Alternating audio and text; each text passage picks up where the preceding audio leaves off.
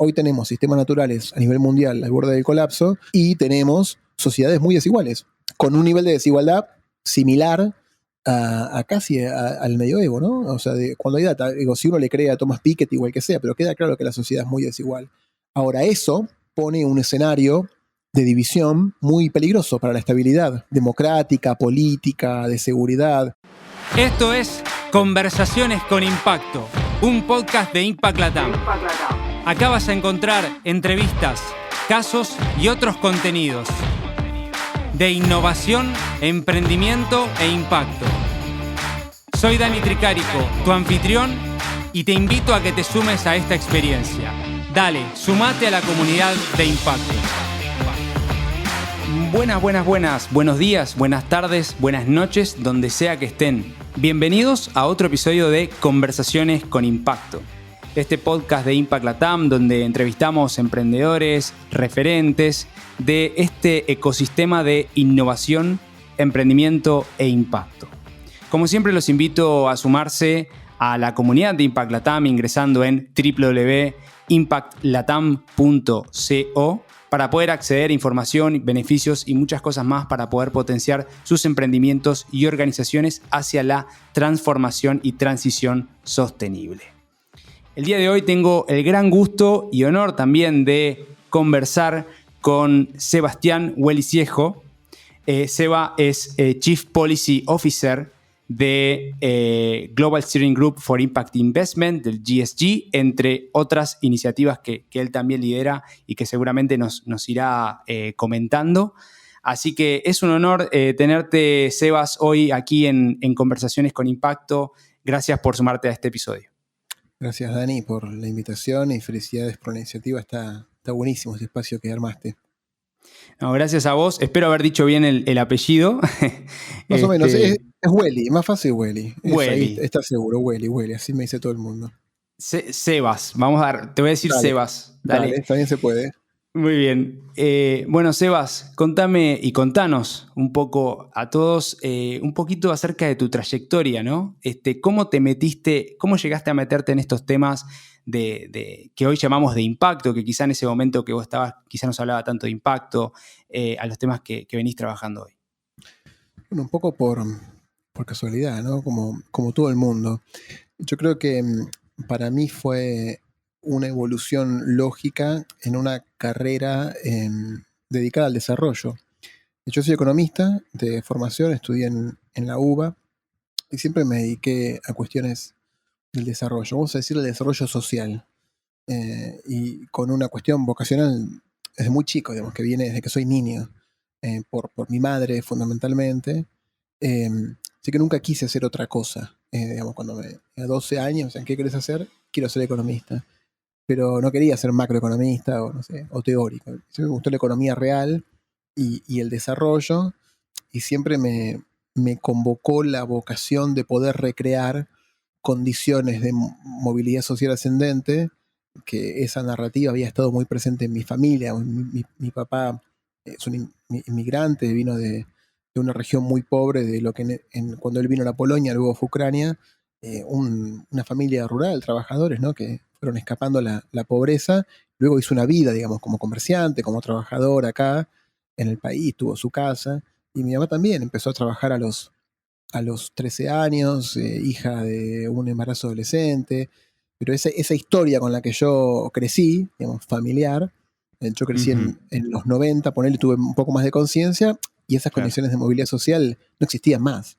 Entonces yo decía, me están contando una historia de un país que ya no existe hace mucho tiempo, y sabía que iba a hacer eso, y empecé a estudiar en la facultad en el 2001, ¿no? En un año muy complicado, y toda la carrera fue en un ambiente muy, muy estimulante, muy movilizante políticamente, socialmente, pero muy duro para el país. Así que viene por la vocación. Muchos años después, ahora sí que te cuento un poco más cómo, Sí. De alguna manera me convertí, digamos, como todo. Yo creo que para simplificar y casi ser un poco caricaturesco, a este campamento del impacto, este zoológico del impacto, llegamos de muchos lugares, y son todos válidos, ¿no? O sea, algunos venimos más de la pata social o más territorial, y y de algún momento hacemos un clic y entendemos que solo el Estado no alcanza, o solo los gobiernos no alcanzan, y que el capital, la inversión, tienen que jugar un rol fundamental para la transformación social,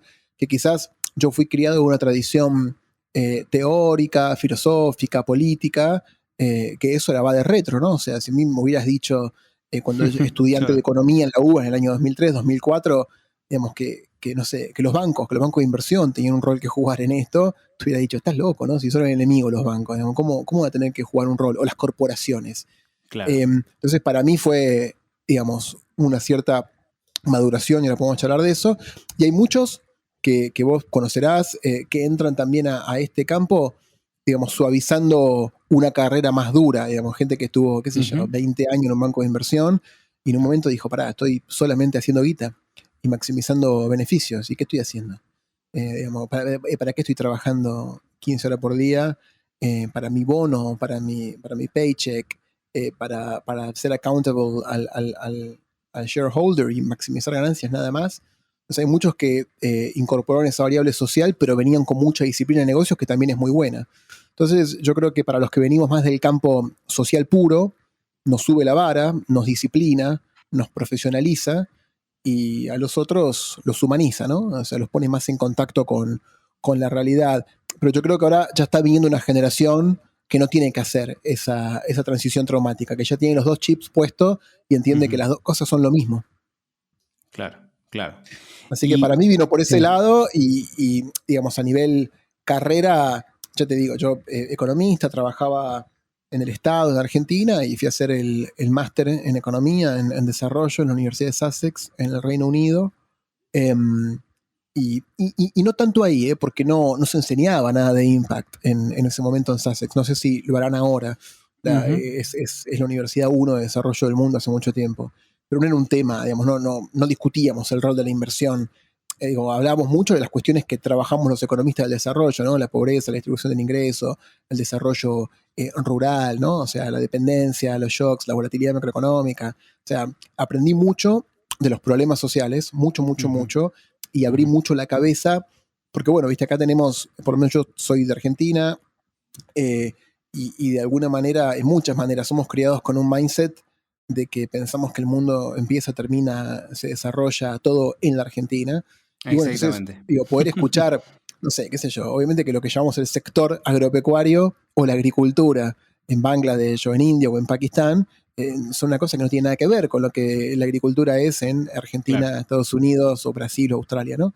Entonces, eso para mí fue espectacular y me rompió la bocha de los problemas sociales, o sea, como que me volví bastante pro o enriquecí, digamos, algo que la carrera tampoco me había dado acá de grado porque me especialicé en eso, pero al toque de terminar ese máster, ahí sí apareció un momento, digamos, mágico, no sé, como medio inexplicable, que a veces miro para atrás, viste, es como si fuera un penal que entró o que no entró, ¿no? Y definió algo. Ahí yo estaba aplicando a trabajos, yo acá venía a trabajar en el sector de regulación del gas, entonces buscaba trabajos para maximizar mi chance de tener un trabajo, porque en Londres, si no tenés trabajo, te come vivo, y busqué todas cosas de oil and gas, ¿no? Y conseguí un trabajo en el regulador del gas y la electricidad de Gran Bretaña, que se llama Ofgem, que es una especie de mezcla para los que están en Argentina del ENRE y el Energas. Y estaba buenísimo, ¿no? O sea, primer trabajo ahí, bárbaro. Pero el día anterior o esa misma semana que me confirman ese puesto, yo estaba contentísimo, me escriben unos profesores del máster y me dicen, che, hay un chico que hizo el máster hace 5 años, que trabaja en una organización que se llama The Putin Trust, que se dedica a promover la paz y la estabilidad entre israelíes y palestinos a través del desarrollo económico, y se va y nos escribió buscando un reemplazante y pensamos que tenés que aplicar.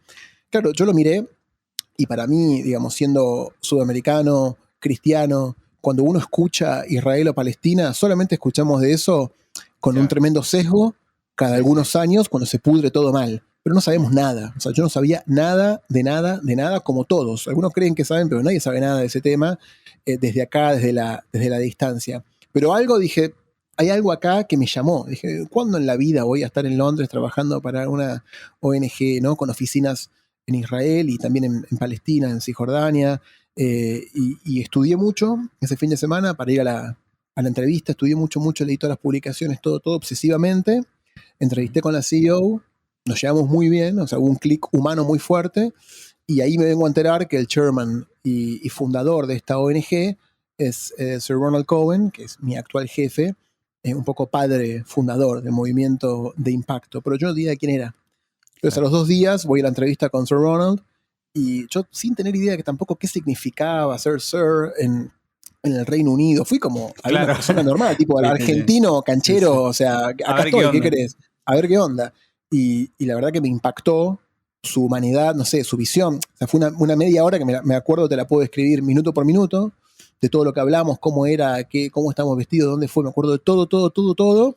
Me rompió la cabeza, y eso fue un miércoles, y el viernes ya estaba trabajando en The Portland Trust como economista jefe de esta ONG, y ahí pasé 4 años y medio orbitando entre Londres, Israel y Palestina. Trabajé mucho en la Franja de Gaza, mucho en Cisjordania, en todo Israel, y en eso que yo creo que a los economistas nos hace muy bien, mezclando territorio con escritorio, ¿no? Es una combinación que es espectacular, y es la que te hace falta. A veces, o sea, si estás todo el día metido en un emprendimiento, no sé, o en una organización de base comunitaria, es espectacular. O sea, a toda la gente que lo hace le debemos mucho, pero estás muy ensimismado en la cosa. También, si estás todo el día filosofando y haciendo cosas académicas, te podés alejar un poco de la cosa que te interesa, digamos, aunque no quieras. Y siempre tener una patita en el territorio y una patita en el escritorio está bueno, y eso me lo permitió, digamos, como economista, analizando la evolución de la economía palestina, la economía israelí, pero haciendo muchos proyectos en el territorio. Claro, Sir Ronald ya tenía toda una trayectoria como gurú internacional de la inversión de impacto, ya había fundado algunas de las organizaciones que son como la columna vertebral del movimiento de impacto en el Reino Unido, que es el pionero. O sea, ya había hecho Social Finance, que es una especie de consultora advisory que entre otras cosas inventó el modelo de Social Impact Bond, eso fundado por Sir Ronald. Ya había creado el primer fondo de inversión de impacto, que ahora se llama Bridges Fund Management. Lo había hecho en el 2002 como presidente de una Social Impact Investment Task Force del UK, y después como emprendedor en eso, y ya estaba estableciendo el primer mayorista de capital de impacto del mundo, que es Big Society Capital.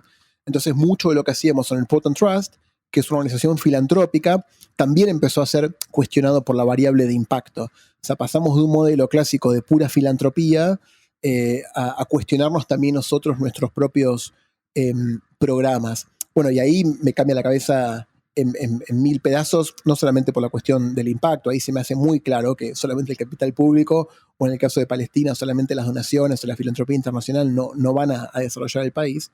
Y también a nivel político, ¿no? O sea, yo venía de una sociedad de Argentina, como muchas, pero particularmente creo muy dividida, que no sé, acá se habla de la grieta y demás, y eso, digamos, estar en el Medio Oriente con los israelíes, con los palestinos, me hizo relativizarlo y decir, bueno, o sea, ¿qué rol cumplo yo? O sea, ¿ensancho la grieta o me ofrezco, o pongo el cuerpo y la cabeza y el corazón al servicio de sanarla? Y bueno, si esta gente cuando las cosas se pudre, se tiran bombas, ¿no? O sea, entonces también me hizo relativizar un poco, vamos a decir, los dramas de la Argentina, y fue una temporada espectacular. Y luego seguí trabajando con Sir Ronald desde ahí, empalmé con el GSG, fui su primer director ejecutivo en Londres, cuando no existía, era menos, o sea, no había ni una entidad legal ni nada, era una idea. Eso nació de un task force que hicimos para el G7 en el 2014, que Sir Ronald presidió. Yo estuve en el secretariado, y después, cuando salió la idea de continuar eso como un cuerpo independiente que se iba a llamar el GSG, ahí estuve como empleado 1. Y luego llega otro momento en el que para mí también es muy fuerte. Interrumpime cuando quieras, Dani, que también tiene que ver con cómo veo el impacto. O sea, yo, esencialmente, siempre me gustó el sector público y la política, y me gustó en inglés se diría la politics y la policy, ¿no? Me gusta la política y me gusta la política pública, me gustan las dos cosas, y creo que las dos tienen que dialogar muy, muy de cerca. Y ahí, en el año 2017, viajé a Argentina, mandado por Sir Ronald, que él me dijo: Argentina va a presidir el G20 el año que viene, andá a Argentina y juntate con el presidente Macri, y decirle que tenemos que establecer un grupo de trabajo de impacto en el G20. Yo le dije, mira, no es que uno llega y dice, hola, quiero juntarme con el presidente Macri. No es tan simple. Yo hacía muchos años que no estaba en el país, no conocía a nadie. Y ahí Sí, empecé sí. a hacer algunos llamados, un amigo de un amigo de un amigo, seguro que los conoces a todos los que hablé, y Ujú, me apuntaron a una persona. Todos me decían el mismo nombre, que era Mario Quintana. Mario Quintana, un ujú, funcionario del claro. gobierno muy importante, Ujú. y vine y tuve una entrevista con él y le planteé lo del G20 y él me cantó falta y medio y truco y me dijo, bueno, mira, esto me parece que es muy poderoso, pero no hagamos un grupo de discusión en el G20, hagámoslo en serio. ¿Por qué no te venís a Argentina y venís acá a la jefatura de gabinete de ministros y armamos un programa real donde pongamos al servicio de la política pública las herramientas del impacto? Y yo no tenía ninguna intención de volver a Argentina, o sea, no estaban los planes, teníamos un hijo, un año, estábamos perfecto allá, pero Claro. desde la absoluta inconsciencia de una reunión con Mario de 2 horas y dos charlas telefónicas de media hora, igual que me pasó con Sir Ronald, me impactó mucho y decidimos volvernos a Argentina y a los 5 días estaba de traje en la Casa Rosada y a los 3 meses era secretario de Estado del Ministerio de Desarrollo. Y Mirá. bueno, para mí fue Ujú.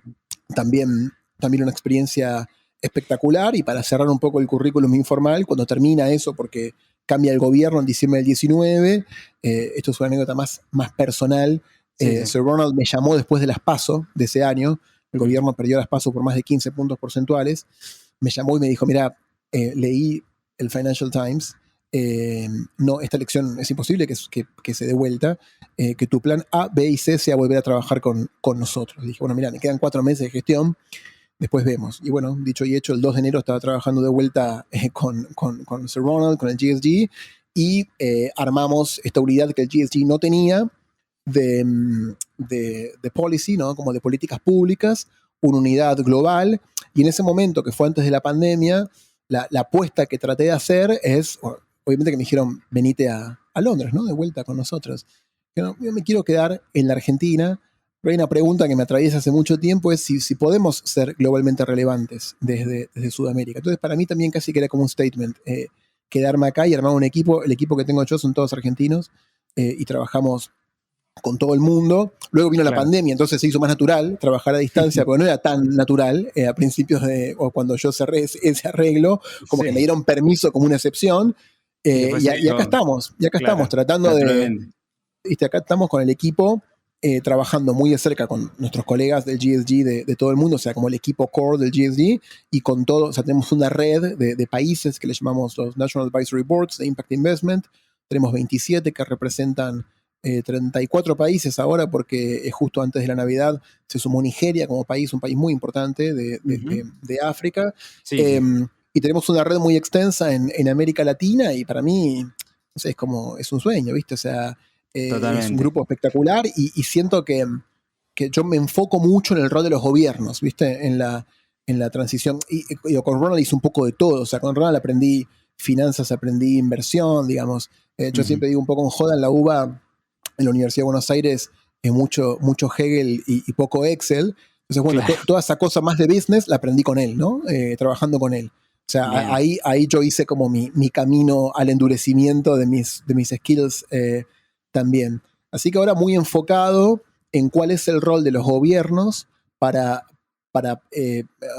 vamos a decirle, posibilitar la revolución de impacto o el avance hacia economías de impacto en todo el mundo, y estoy muy abocado a eso. Qué bueno y qué interesante, Diego. Me abriste varias puertas, pero quiero hacer algunos cortes importantes en tu linda trayectoria y en tu linda vivencia. Vos hablaste de que estudiaste desarrollo y la pregunta que pensaba mientras comentabas eso, ¿qué tiene que ver o cómo el desarrollo es un aliviador de cara al conflicto en este caso, de tu experiencia en Medio Oriente? Mm. ¿Y qué Mira, es el desarrollo, si querés claro, ampliar un claro, poquito para el que quizá no conoce? claro. Bueno, es un súper tema. Me parece que vamos a arrancar por el Medio Oriente y después linkearlo a toda América Latina, ¿no? Sí, Porque sí. vale para cualquier sociedad. Esencialmente el desarrollo es mejorar la calidad de vida de las personas, de las comunidades, de mejorar los ingresos reales, los estándares de salud, de educación. Cuando hablamos de desarrollo, no es solamente el ingreso de la persona o de un hogar, por supuesto, tiene que ver con el ingreso, pero es hacer una mejora en outcomes sociales, ¿no? de performance de esa familia, de los hijos de esa familia. Eh, digamos que típicamente históricamente se lo midió en términos del PBI per cápita, pero queda claro que es mucho más multidimensional que solamente el ingreso. Totalmente. O sea, hay una concepción multidimensional del desarrollo.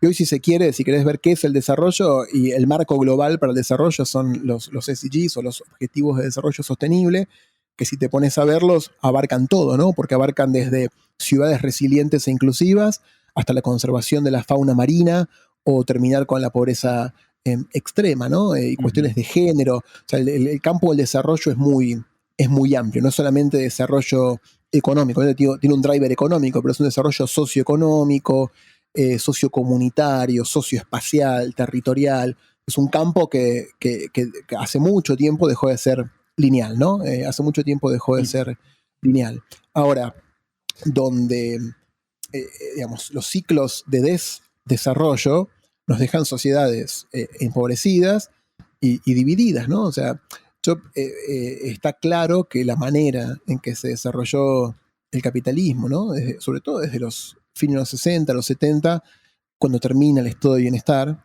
en las economías centrales, sí, fue muy exitoso en la generación de riqueza, en algunas economías en la generación de empleos, hubo mucha gente que ganó mucha plata, pero queda claro que quedamos, o sea, se vio en la crisis del 2008, se vio en el COVID, se ve en todos lados, que tenemos dos resultados de ese modo de acumulación, que básicamente es un modo de acumulación que solamente se guió en el mundo de los negocios y la inversión por la maximización de retornos financieros y no se preocupó mucho por qué le hacía a los sistemas naturales. Hoy tenemos sistemas naturales a nivel mundial al borde del colapso, Claro, salvo que uno sea un negacionista, lo ve, y tenemos sociedades muy desiguales, con un nivel de desigualdad similar a casi al medioevo, ¿no? O sea, cuando hay data, digo, si uno le cree a Thomas Piketty o el que sea, pero queda claro que la sociedad es muy desigual. Ahora, eso pone un escenario de división muy peligroso para la estabilidad democrática, política, de seguridad. Entonces, en el caso de Israel y Palestina, en el Potent Trust, nosotros decíamos que teníamos un approach al conflicto de triple hélice. O sea, que está la pata. Y todo conflicto es así, todo conflicto armado o violento tiene siempre, no importa cuál sea, tiene una pata política, una pata económica y una pata de seguridad. Y ninguna sola te resuelve la cuestión. O sea, vos podés firmar un tratado de paz entre israelíes y palestinos. Y no se puede pasar porque encontrás los líderes y los convencés, y viene Estados Unidos o viene alguien y se sacan una foto y lo firman. Ahora, el PBI per cápita en la Franja de Gaza es de poco más de $1.000, o sea, a nivel África subsahariana o un poco menos. Claro. Y en Tel Aviv, que queda a 40 minutos de Gaza, es de $45.000.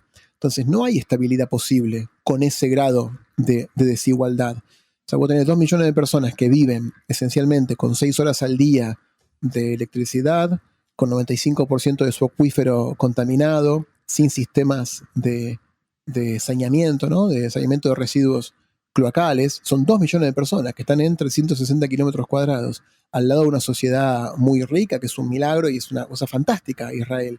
Ahora, vos firmás el tratado de paz, pero no va a haber paz con eso. Lo mismo, vos hacés desarrollo, pero también tenés que fijarte que las facciones terroristas cesen su operación terrorista. Entonces, para nosotros, siempre en Potent Trust, tratamos de ocuparnos del driver económico o del driver de desarrollo, que esencialmente era generar crecimiento y empleo en la sociedad palestina, que son dos cuestiones. O sea, en la Franja de Gaza, el 45% de la población de estas 2 millones de personas tiene menos de 15 años. La tasa de desempleo general es casi el 50%. Y la tasa de desempleo joven, entre menos de 21 años, es de casi 70%. Wow, entonces, vos decís, ahí el impacto es crear un puesto de trabajo. O sea, creación de empleo es impacto. Entonces, nosotros trabajamos mucho. ODS número 8, nada más. Sí, y eso es crear impacto y es crear estabilidad. O no hacerlo es garantizar la inestabilidad. Porque ese joven que creció en ese estado de desarrollo en su vida, digamos, si no puede emprender, no puede tener ingresos, no puede llevar una vida, no se puede casar, no puede tener una pareja, no puede tener una familia, no puede acceder al hábitat digno, lo mejor que le queda en su vida es convertirte en un miliciano de Hamás. Entonces, eso es caldo de cultivo para que las facciones terroristas recluten jóvenes. No, hay como una fantasía de que todos los de Gaza son terroristas, digamos, obviamente que no, y por suerte no.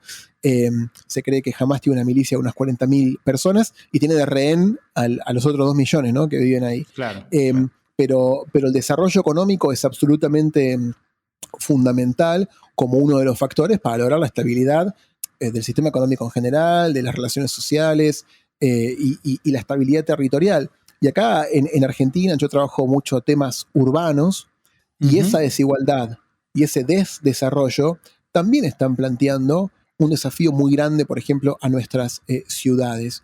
Te voy a dar un dato que vos sos nerd como yo y te va a gustar. O digo, te va a espantar, ¿no? Pero te va a gustar. Sí. Entre el año 2006 y el año 2016 hay un estudio de un think tank que se llama CIPEC, que estudió cómo crecieron las ciudades argentinas, ¿no? O sea, las ciudades van expandiendo lo que se llama su mancha urbana, ¿no? Ocupan una superficie y cada año se ocupa más superficie en el desarrollo urbano. Del 100% del territorio que se expandieron las ciudades de la región metropolitana de Buenos Aires y la ciudad de Buenos Aires, la ciudad no se expandió nada porque ya está contenida, ¿no? Pero lo que se expandió el área metropolitana de Buenos Aires, de ese 100%, el 84% fue para uso residencial, ¿no? Para gente que vive ahí, para hábitat. Pero de todo ese total, el 55% fue para urbanizaciones cerradas, para barrios privados, para comunidades, sí, que están aisladas, gated communities, le diríamos en inglés, o acá se les llama countries también, informalmente. Son comunidades más privilegiadas, podemos decir, ¿no? Privilegiadas, sí, privilegiadas, que típicamente, digamos, están lejos de los centros urbanos, de la centralidad urbana, y son loteos a veces de lujo, a veces ni siquiera son tanto de lujo, pero para una clase media alta a priori, y ahora voy a hacer una nota sobre eso. Lo segundo que más creció fue la informalidad urbana. Acá le llamaríamos las villas o asentamientos, los asentamientos informales. Es lo segundo que más creció.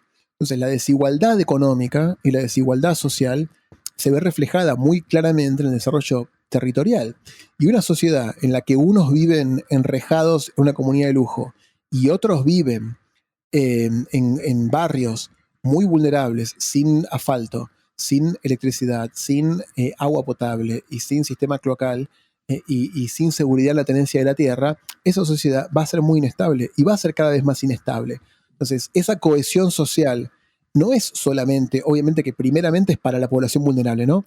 Pero también es para toda la sociedad, porque el que vive en esa comunidad cerrada, bueno, un día va a poner seguridad y otro día va a poner un tipo con una metralleta y otro día va a hacer un foso y va a poner cocodrilo, ¿no? Pero claro, ¿hasta dónde va a llegar eso? Y hay sociedades muy, muy desiguales, pero eso no es forma de vivir, digamos, no son sociedades vivibles, no son sociedades gobernables y no realizan su máximo potencial, porque se les complica todo, la producción de bienes y servicios, se fuga talento, expulsan jóvenes, no crean ambientes conducentes al emprendimiento, hay muchas barreras físicas al desarrollo de los negocios. Entonces, el desarrollo, te puse solo 2 ejemplos, el desarrollo, que en este caso, digamos, la informalidad urbana es la manifestación territorial de muchas otras falencias multidimensionales, ¿no? O sea, la persona, la familia que termina teniendo que revertir a una solución informal en un asentamiento, no lo hace porque le gusta, porque quiere, porque claro, sea delincuente, lo hace porque se cayó del mapa, ¿no? O sea, no genera ingresos suficientes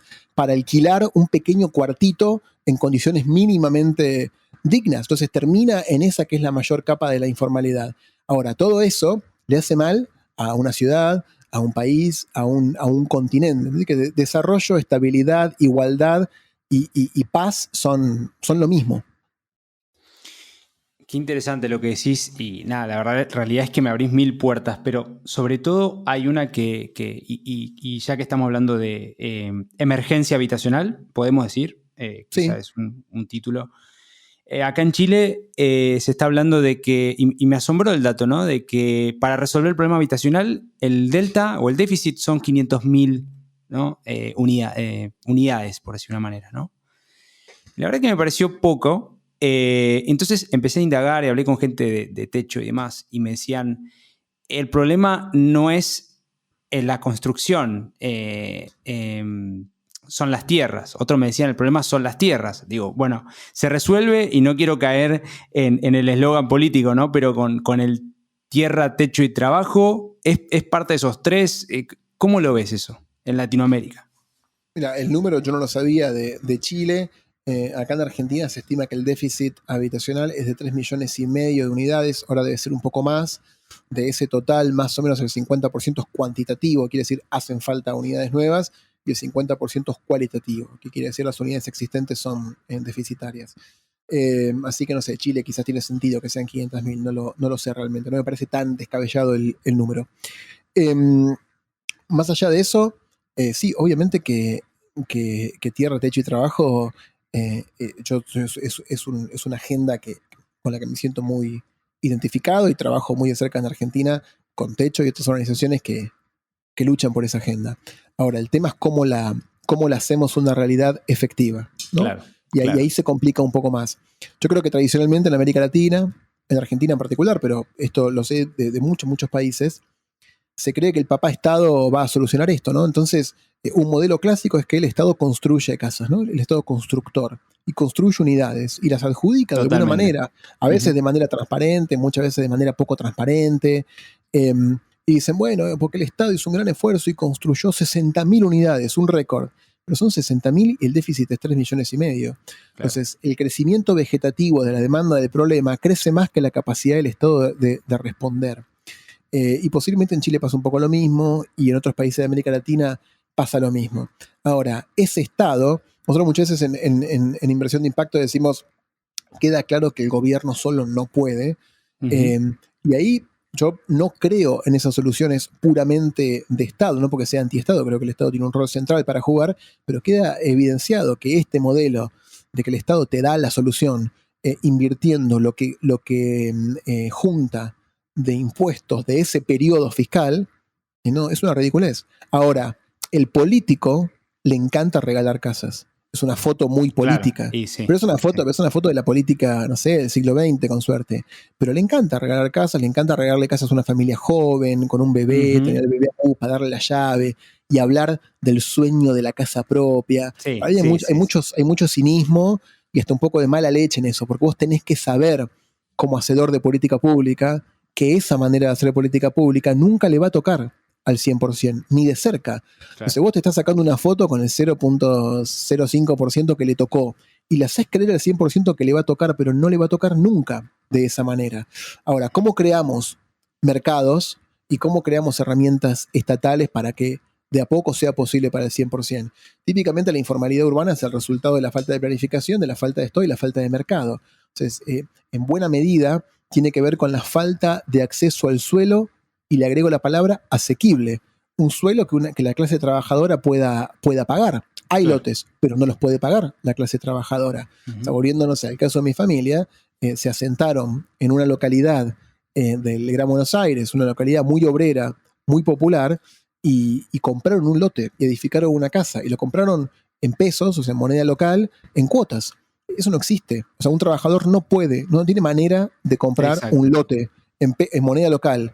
Digamos, sí está expuesto a shocks a un precio que pueda pagar. Entonces, hacemos más accesible para todos un mercado de tierras, haciendo jugar la tierra pública, no hay que tenerle miedo a eso, no quiere decir eh, privatizar todo, pero con buena regulación y haciendo jugar el mercado, ¿tratamos de construir una solución posible para el universo o seguimos en la micro anécdota? Entonces, sí, yo tierra, techo y trabajo 100%, el delivery de eso, yo creo que no puede ser solo con el Estado, tiene que Claro, jugar el buen exacto. mercado, y ahí aparecen un montón de herramientas, por ejemplo, de Blended Finance, que el Estado, por ejemplo, tiene una guita, un dinero cada año. A veces no quiero usar mucho slang argentino por si Sí, los sí. amigos de otros lados no entienden, pero el Estado junta más o menos dinero cada año. Bueno, tiene una opción, lo usa otorgando 100% de subsidios a muy poca gente ese año, quiere decir, utiliza su capital con una tasa de rendimiento de menos 100%, porque la regala, ¿no? O sea, si el Estado Claro. pensara que lo que tiene, en vez de ser gasto público, es inversión pública, como inversor la puede regalar y le da menos 100%, o entre Ujú. menos 100% y market rate puede hacer de todo. Ahora, hay que llevar esas herramientas al Estado. Por ejemplo, si creara un fondo para invertir en la vivienda, podría bajar el costo de capital para muchísimos sectores. Si total vos ya estabas dispuesto a hacer una pérdida de 100%. y puedes hacer cross-subsidies o que eso sea el layer junior de un fondo de blended finance. Hay muchas maneras en hacer jugar a ese capital público más inteligentemente. Ahora, esos cambios estructurales posiblemente no te hagan ganar la próxima elección. Y tenemos elecciones cada 2 años o cada 3 años en diferentes países. Entonces, estamos un poco en esa trampa y no se sale solamente con tecnicismos, sino que también se sale con liderazgo político. Claro. Y moviéndonos un poquito de tema hacia el hoy, ¿no? Y creo que atravesamos un poquito, hablamos de desarrollo, de este pase también en este fondo público, ¿no? Que generan el gobierno y demás. Hoy en el Global Steering Group for Impact Investment, este organización mundial que trabaja temas de impacto, quizá para los que no lo conocen. Y acá un lindo hito que generaste vos con tu equipo, que es el trabajar con el G7, ¿no? y generar un task force acerca de impacto con un reporte y con cierta, digamos, con un trabajo muy potente hacia el norte que debería llevar ese G7 desde la presidencia británica. ¿Puedes contar un poquito acerca de ese trabajo, de qué resultados tuvieron, qué aprendiste en ese proceso? Perfecto, no, buenísimo. No, a veces como que uno se siente medio chanta andar hablando del trabajo que hizo uno mismo, así que gracias por preguntarlo. No, está buenísimo, la verdad que... no quiero comentarlo con ánimo publicitario tampoco, pero esencialmente nosotros cuando trabajamos en cuestiones de advocacy, como viste, de política pública, trabajamos en diferentes planos. A veces trabajamos con nuestros países miembros y tratamos de ayudarlos a vincularse con sus gobiernos de manera consistente, porque, bueno, vos si sos un grupo de influencia que le importa el impacto en un país, en Chile, en Uruguay, en Argentina, en Paraguay, a donde sea, seguramente te querés vincular con el gobierno, pero ¿qué le vas a pedir? ¿Qué herramientas sabés que existen? ¿Qué innovaciones le puedes ofrecer al Estado como una salida? Eso es distinto en los diferentes países. Entonces nosotros trabajamos mucho con nuestras comunidades en cada país porque nosotros conocemos un poco las herramientas, pero no conocemos los países. Y ellos conocen, por supuesto, sus países muy bien y sus marcos normativos y sus marcos institucionales. Entonces, hacemos ese trabajo más directo. A veces hacemos trabajo como de generación de know-how. Por ejemplo, el año pasado sacamos un paper muy, muy lindo de Results-Based Finance o digamos, como compras públicas basadas en resultados o programas públicos basados en resultados, que es una de las grandes innovaciones que los gobiernos tienen que hacer para avanzar hacia la economía de impacto. Si querés, después hablamos de eso, porque es todo un tema. Y hay otro plano en el que nos manejamos, que es el plano de lo que llamamos International Advocacy. Y ahí los dos foros más importantes son el G20 y el G7. Así que mi tarea fue tratar de meter al GSG en esa conversación.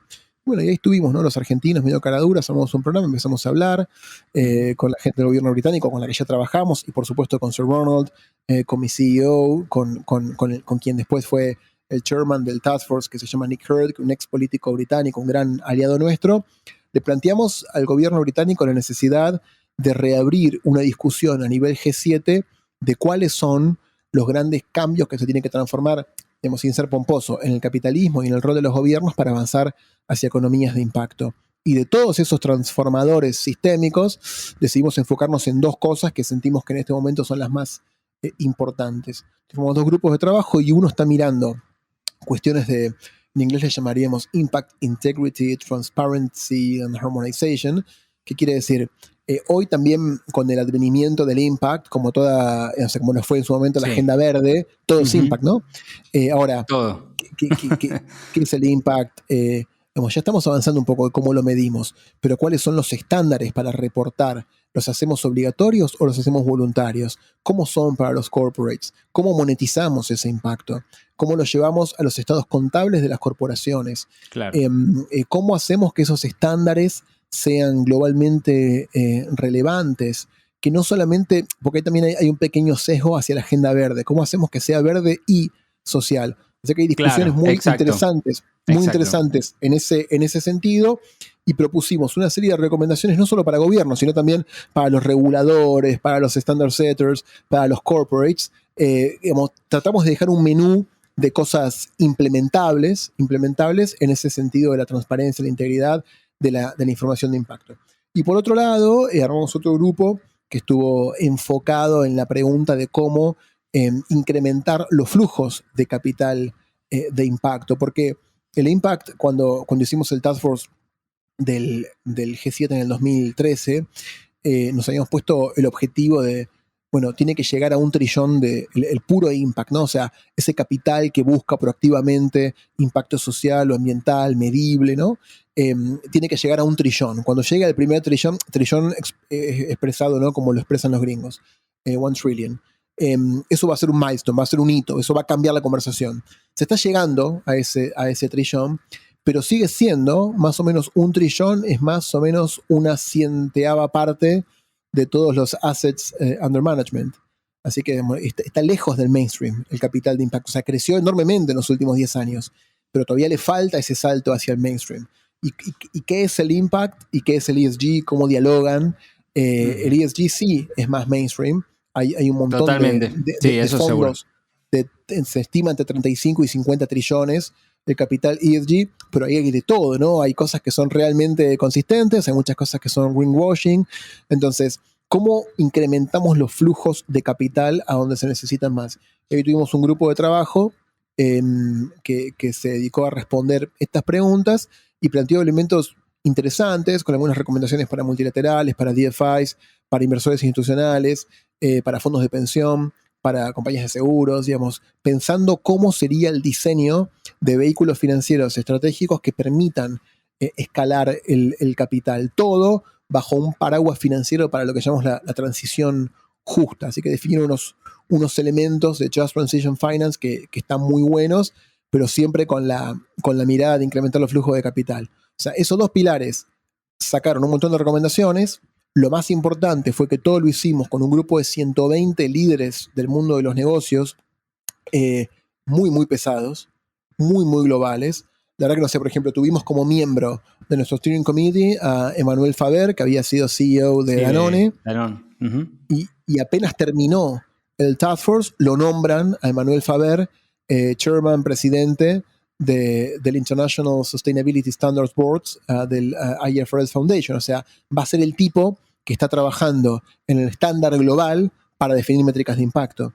Entonces trajimos gente muy, muy influyente que nos permitió hacer recomendaciones técnicamente muy consistentes, pero sobre todo tener embajadores que están ahora trabajando por la implementación de esa agenda. O sea, digo, sacamos un reporte que está buenísimo, pero sacar un reporte no es nada, ¿no? O sea, hay ideas. Y ahora creo que planteamos a partir de este año una agenda de laburo, bajando a tierra algunas de esas recomendaciones, a veces directamente desde el GSG, a veces otros partners, pero está bueno chusmear el reporte con ese espíritu de decir, bueno, ¿qué se puede hacer? Tratamos de darle digamos, un action bias muy, muy grande, orientarlo a la acción para que no salgan cosas teóricas, sino que tiene, más que el visto bueno, tiene el sense check, el reality check de toda una industria, porque hubo, aparte de haber representantes de gobiernos que fueron los menos, y de multilaterales y de DFIs, o sea, hubo gente estuvo, no sé, el vicepresidente del Banco Mundial, ¿no? En el grupo, o la número 2 del PNUD,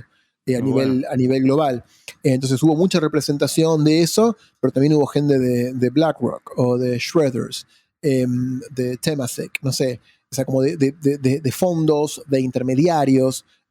Hubo gente de IOSCO, hubo gente que está en IFRS. Así que todas las recomendaciones son muy reales, ¿no? O sea, no fueran hechas por gente que está desconectada de la industria, que sabe que se puede y también trató de darle un tinte ambicioso. Así que a partir de ahora, con todos nuestros partners en América Latina, pero en todo el mundo, tratando de empezar una agenda de movilización para la implementación de algunas de esas recomendaciones.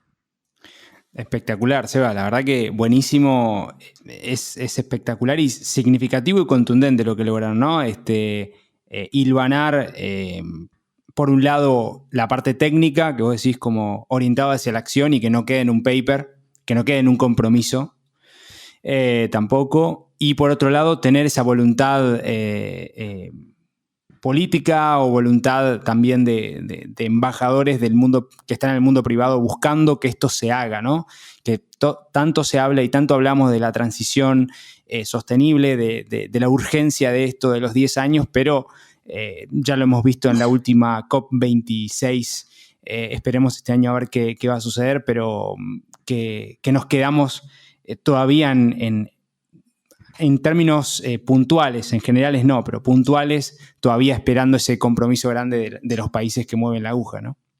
Sí, y aparte yo creo que también tratamos con esta iniciativa de transmitir un sentido de urgencia, ¿no? O sea, creo que queda claro que no es una cosa opcional, que podríamos hacerlo o no hacerlo, o cambiamos el ADN del sistema económico global, o nos vamos a la recontra B, ¿no? O sea, o Sí. seguimos profundizando el deterioro ambiental, lo estamos viendo desde el calentamiento global hasta lo que quieras, y seguimos profundizando la desigualdad social. Por ejemplo, digamos, volvamos a la informalidad urbana. En Argentina son por lo menos al 2016, 4 millones de personas que vivían en asentamientos informales, ahora son más. Pero en el mundo son 1.000 millones de personas que viven en asentamientos informales. Esos asentamientos informales o esa migración hacia las ciudades que no les dan respuestas a esos migrantes y se engrosa la informalidad urbana, la pandemia la multiplicó por mucho. Por mucho. Claro, totalmente. Porque de alguna manera expuso las condiciones de vida en esos barrios, que para mucha gente eran invisibles, ¿no? O sea, quédate en casa y lavate las manos. Bueno, no tengo casa y no tengo agua, casa, ¿no? No o sea, tengo infraestructura. No tengo infraestructura, o sea, hola, estoy acá, vos no me ves, soy un poco invisible, pero no, ¿viste? Y los gobiernos también lo decían. Entonces, ese es un tema. Y segundo, mucha de esta migración está motivada por conflicto político, a veces por conflicto armado, digamos, como cuando caen 4 millones de sirios a Turquía. La ciudad de Turquía no está lista, ninguna ciudad está lista para absorber a 4 millones de personas. No, totalmente. O los migrantes que escapan el deterioro enorme económico de regímenes, por ejemplo, como el de Venezuela, que llegan a Colombia. Colombia no está lista para recibir 2 millones de personas o 3 millones de personas. Ningún país está listo para recibir ese influjo. Buenos Aires recibió un influjo mucho menor, pero si miramos los informes, Colombia es el gran receptor. Todo eso va a poner presión sobre las ciudades. Y por otro lado, el cambio climático. En países donde hay, como se llama, smallholders, que ven una cosecha perdida, 2 cosechas perdidas por la sequía o por las inundaciones, abandonan la ruralidad y van a estar yendo cada vez más a las ciudades. Así que este problema va a ser cada vez más grande. ¿Es un problema social? Es social, pero puede también tener una motivación ambiental. Por eso la agenda ambiental y social son esencialmente las dos caras de la misma cosa. Entonces, hay un gran valor social a ser generado si lo hacemos bien e invertimos donde hay que invertir, pero si no, hay un costo social enorme en el status quo que nos puede llevar a un lugar muy, muy feo, realmente muy feo, que es un escenario que no quiero ni plantear, ¿no? Pero muy, muy duro a nivel global y en cada uno de nuestros países. Totalmente. Sebas, un poco para cerrar, quiero preguntarte, por un lado, si puedes mencionar algunos libros o autores o referentes de charlas TEDx, lo que sea, para aquellos que les interese profundizar. Y por otro lado, un libro, serie, película que te haya impactado mucho y que te haya resonado mucho en este últimos 2 años de pandemia, y quizá vamos por más. Te voy a hacer una confesión, Dani. Estuvo la pandemia y el año pasado en Argentina hubo 11, 12 días de clases y tuvimos un bebé en la pandemia. Así que tengo uno de 5. Felicitaciones. Gracias. Uno de 5, una de 1 y medio, que no fueron a la escuela y trabajando acá, haciendo malabares. Así que fueron los 2 peores años de mi vida en consumo. No vi nada, no escuché nada, claro. No leí nada. O sea, como que me agarrás en mi peor estado, digamos, histórico. Son los 2 años, soy un bochorno. Tendrías que hablar con alguien que haya pasado una pandemia más intelectual. Pero no, digo, más allá del chiste, que es un poco cierto. Para nombrar 2 cosas. Una que me gustó, que creo que es un poco obvia, es un documental de Netflix, que en inglés se llama Kiss the Ground, acá creo que se llama Besa la Tierra, que es acerca de agricultura regenerativa. Y lo narra Woody Harrelson, y bueno, y yo no sabía nada de agricultura regenerativa. Y desde que lo vi me dejó mucho pensando.